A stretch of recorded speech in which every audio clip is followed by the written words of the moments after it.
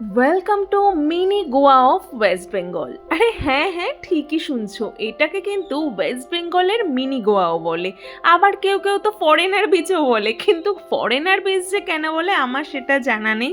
এখানে কোথাও আমি তো ফরেনার একটাও দেখিনি। বলো তো এটা কোন বিচ? আমি বলছি দীঘার উদয়পুর বিচের কথা। আর এখানে যা গরম, যাওয়া মাত্রই ডাবের জল দিয়ে শরীর মন একদম শান্ত করে নিলাম। মিঠাই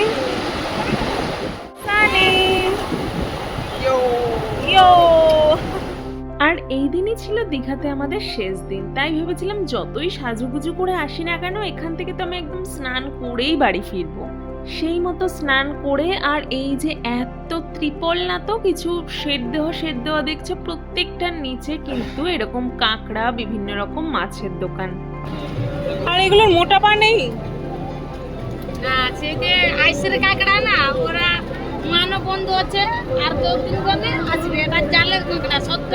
তো এখান থেকে আমরা নিয়ে নিয়েছিলাম কাঁকড়া, হোটেলে গিয়ে জম্পেশ করে একদম ভাত দিয়ে খাবো বলে।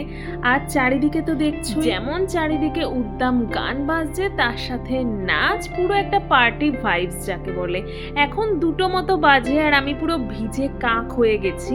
আমার সত্যি কথা বলতে হোটেলে ফিরতে একদম ইচ্ছা করছিল না, কারণ এখনই যেন একদম চারিদিকটা গান আর নাচের তালে মেতে উঠেছে পুরো। কিন্তু কি আর করার, যেতে তো হবেই, গিয়ে আবার খাওয়া দাওয়া করা বাকি। সবাই ওয়েট করছে আমরা কাঁকড়া নিয়ে যাব, তারপর খাওয়া হবে বলে। তাই জন্য এক বুক দুঃখ নিয়ে হোটেলে ফিরতেই হলো।